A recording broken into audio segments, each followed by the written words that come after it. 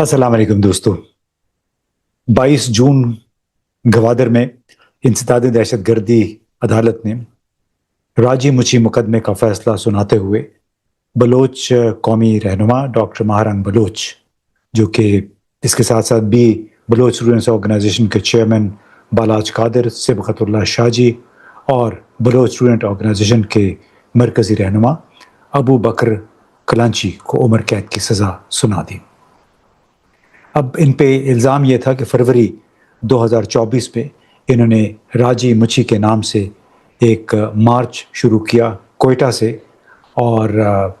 इन पे इल्ज़ाम ये था कि इन्होंने मार्च के हर मरहले में इंतशार फैलाया, इश्तियाल अंगेज़ तकरीरें की। और जब ये मार्च गवादर के पुरम इलाके में पहुंचा तो महारंग और सिबगतुल्लाह शाह की क़यादत में ड्यूटी पर जो जुलूस जा रहा था, उस वक्त ड्यूटी पर मामूर एफसी के जवान शबीर बलोच को इसके जुलूस में शरीक लोगों ने घेरा और पत्थरों के वार करके उसकी जान ले ली, और इसके बाद उसकी लाश की बेहुरमती भी की। अब 2 साल पहले का ये वाक़या है। उसकी 2 साल तवील कानूनी जंग हुई। उसके बाद बिलाखिर महारंग बलोच और उसके साथियों को कोयटा की जो इंसदाद दहशत गर्दी की खुसूसी अदालत है उसने बिलाखिर सज़ा दे दी है, उम्र कैद की। अब इसका कॉन्टेक्स्ट ये है कि डॉक्टर महारंग बलोच और उन जैसे बहुत सारे लोग बशमूल असदुल्ला मेंगल, जो कि voice of Bloch missing persons के लिए तहरीक चला रहे हैं, वो बुनियादी तौर पर बलूचिस्तान में मुबैना जबरी गुमशुदगियों, मावराए अदालत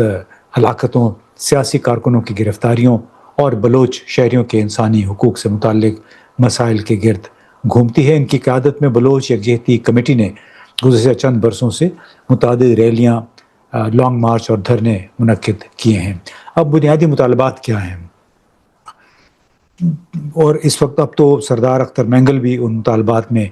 शामिल हो गए हैं, बल्कि अक्सर जो बलोच रहनुमा हैं उनका इस बात पे इत्तेफाक है कि जबरी गुमशुदगियों का ख़ात्मा होना चाहिए। उनके दावे के मुताबिक हज़ारों बलोच नौजवान सियासी कारकुन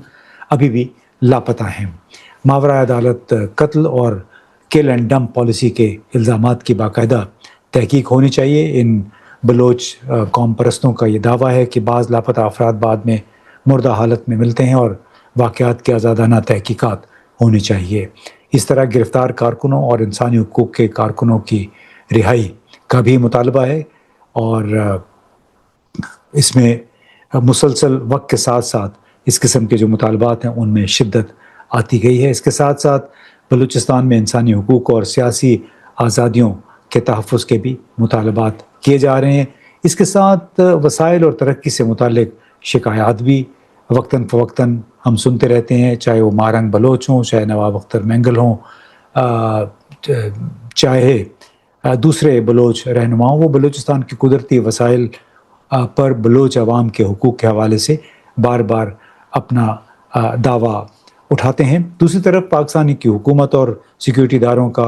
मौक़िफ़ ये रहा है कि बलूचिस्तान को एक संगीन शोरिश और दहशत गर्दी का सामना है, और रियासती इक़दामात अमन अमान और कौमी सलामती के लिए ज़रूरी हैं। ज़ाहिर है ये रियासत का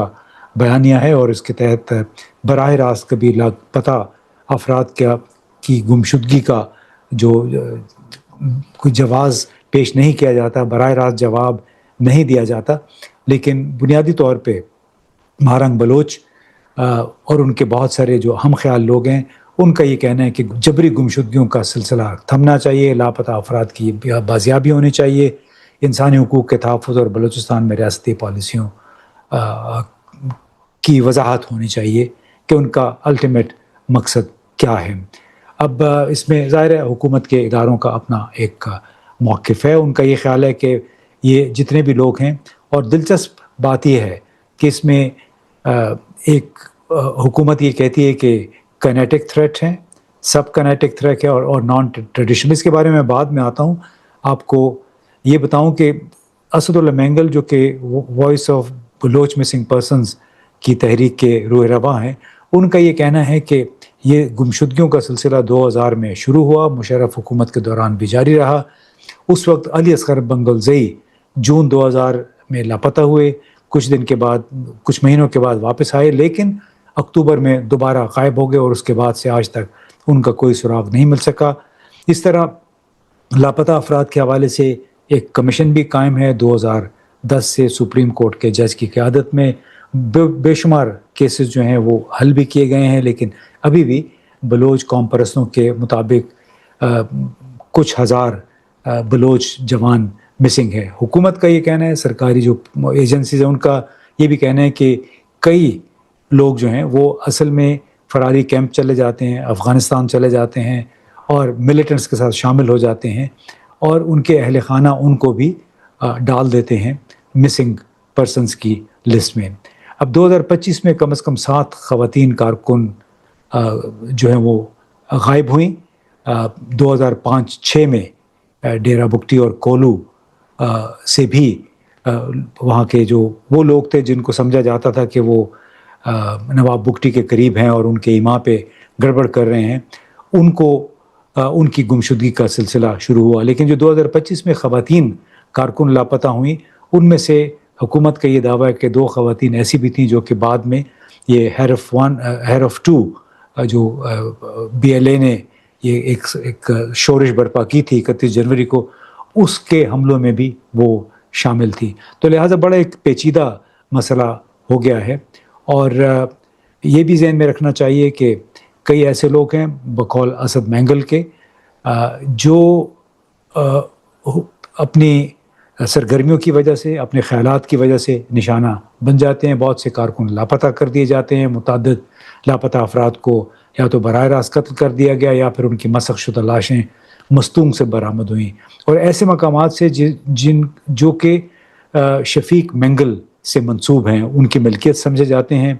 ایک موقع پہ کوئی 2 سال پہلے کوئی 150 کے قریب لاشیں وہاں سے برآمد ہوئی تھیں، اور یہ وہی شفیق مینگل ہیں جنہیں پاکستان پیپلز پارٹی نے قومی اسمبلی کا ٹکٹ بھی دے رکھا ہے۔ اس وقت یہ وہ سیٹ ہے جہاں سے سردار اختر مینگل مستعفی ہوئے تھے۔ اب بہت سے افراد جعلی مقابلوں میں بھی مارے جاتے ہیں، جبکہ کئی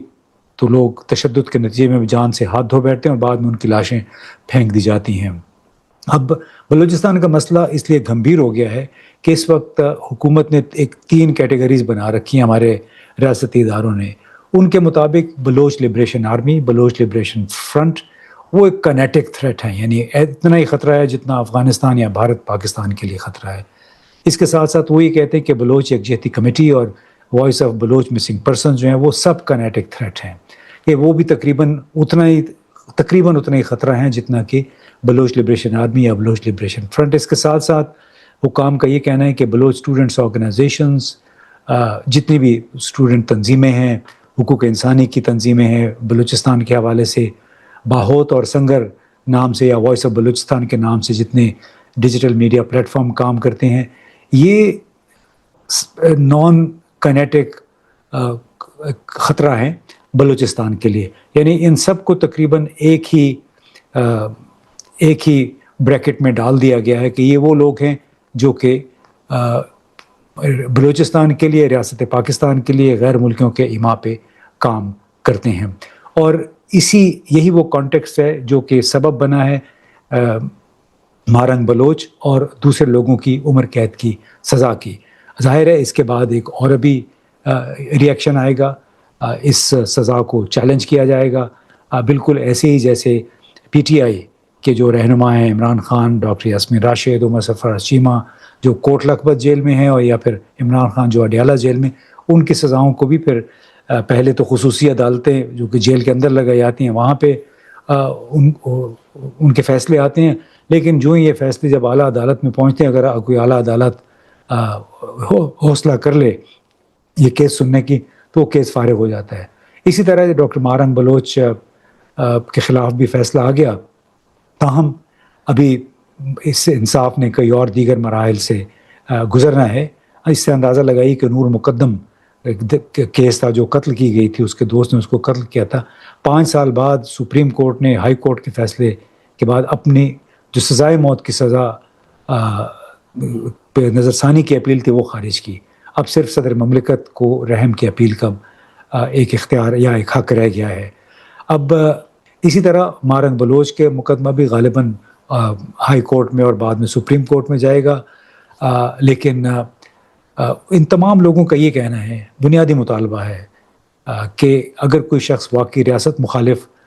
سرگرمیوں میں ملوث ہے جیسا کہ وہ کام کہتے ہیں، اور اگر اس کے خلاف ناقابل تردید شواہد موجود ہیں یا غیر ملکی سرپرستوں کے ساتھ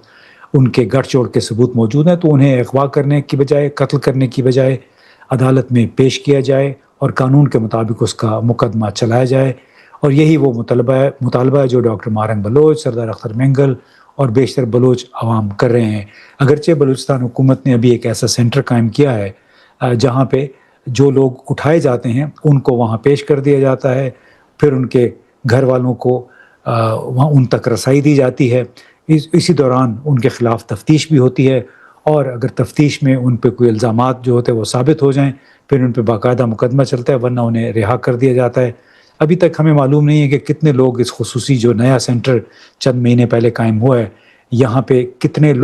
لاپتہ افراد کو لا کے ان کے اہل خانہ کے ساتھ اور وکلاء کے ساتھ ملاقاتیں کروائی گئی ہیں۔ ایک اچھا اقدام ہے، لیکن جو تازہ ترین ابھی سزا ہوئی ہے ڈاکٹر مارنگ بلوچ کو، اس کی وجہ سے اس قسم کے اقدامات کی اہمیت پھر نسبتاً کم ہو جاتی ہے۔ اب دیکھنا یہ ہے کہ بحیثیت مجموعی بلوچ قوم پرست تنظیمیں ڈاکٹر مارنگ بلوچ اور اس کے ساتھیوں کو ملنے والی جو سزائیں ہیں اس پہ کیا رد عمل ظاہر کرتے ہیں۔ بہت بہت شکریہ۔